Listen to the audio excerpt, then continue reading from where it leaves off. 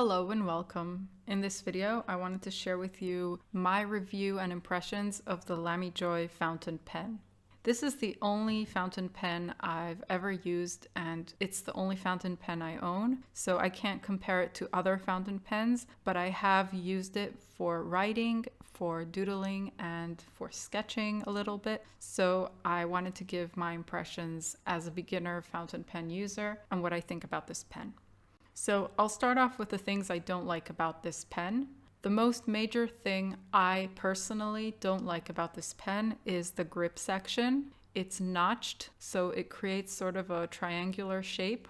I suppose the way that it's notched is meant so that I'll put my forefinger and thumb in this way and use the pen this way. But for me, that's not comfortable. I usually hold a pen like this.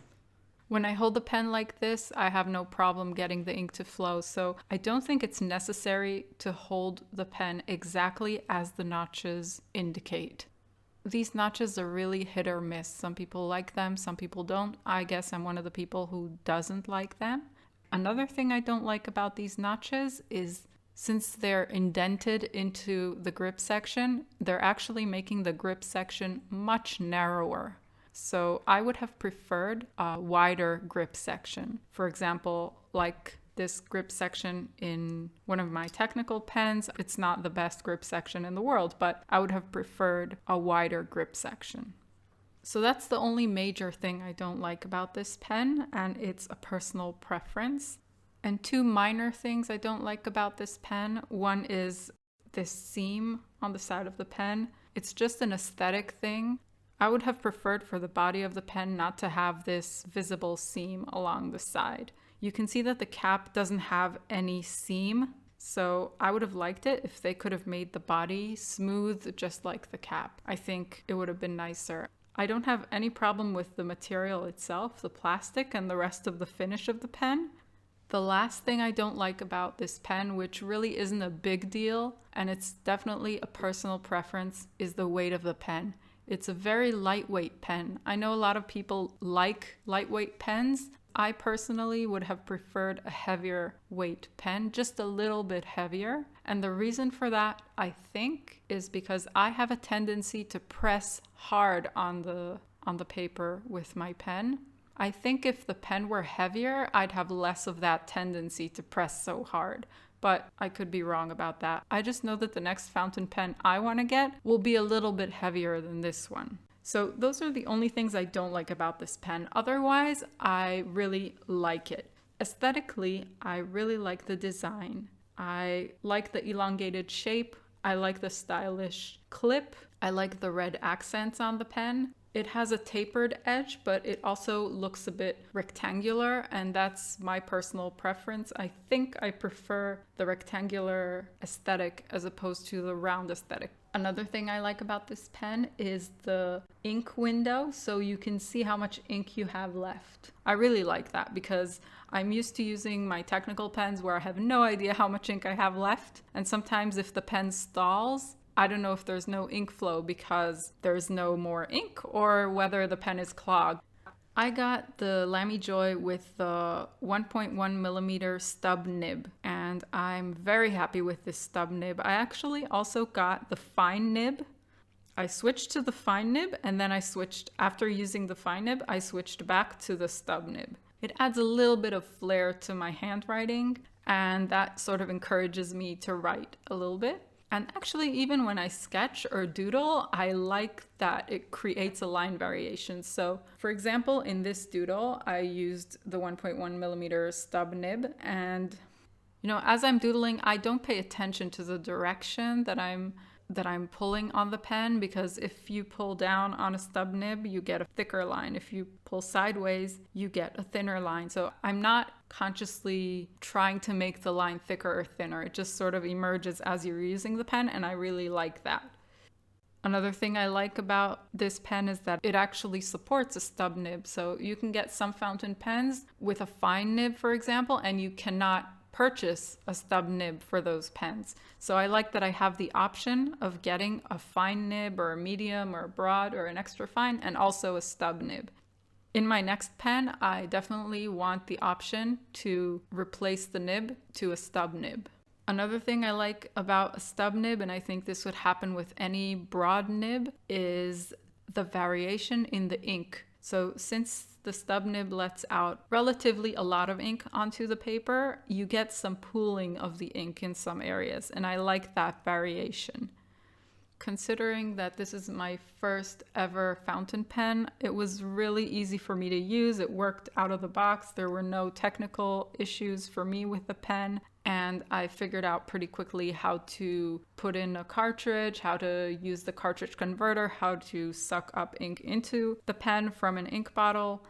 Just using it every day, I really like it. Here I'm using a Borden & Riley Paris Paper for Pens sketchbook. It's got a very smooth surface because it's intended to be used with pens. It's a joy to write on using a fountain pen. This is an example of me using the stub nib, so you can see that I'm getting a little bit of a line variation between the downward strokes and the side strokes. The side strokes are narrower, the downward strokes are thicker, and I really enjoy using this pen. You can post the cap on the Lamy Joy, but writing with the Lamy Joy with the cap posted is a little bit uncomfortable because it makes the pen very top heavy and it sort of like swings around like a pendulum in your hand. It's not very comfortable, but it's possible to write with it posted. And the last thing I want to mention that I like about this pen is the click-on cap. So the cap just clicks off and back on. I like that. I like the feeling of the cap when I click it off and on. In my technical pens, it's a threaded cap, so I have to twist them off and twist them back on. I have a tendency to twist them back on a little bit too tight. I actually damaged the body of one of my technical pens because I twisted it back way too tight. So I'm glad that with this click-on cap, I don't have the possibility of destroying the cap or the threading or any part of the pen just because I'm twisting it back too tightly, and I have to be careful and be aware of that. I got this pen as part of the Liz Steele package on Goulet Pens.